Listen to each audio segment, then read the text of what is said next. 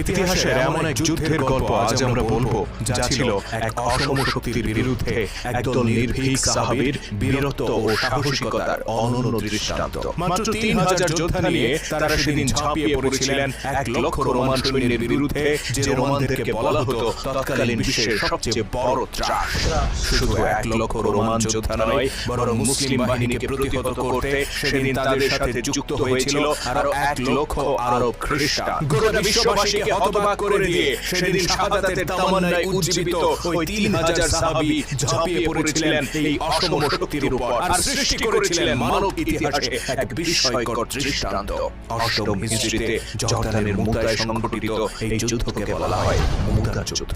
এই যুদ্ধ ছিল ইসলামের একমাত্র যুদ্ধ যেখানে রাসূল সাল্লাল্লাহু আলাইহি সাল্লাম নির্ধারিত ৩ জন সামরিক কমান্ডারের প্রত্যেকে শহীদ হয়েছিলেন। তাদের প্রথম জন ছিলেন রাসূলের পালক পুত্র যায়েদ বিন হারিসা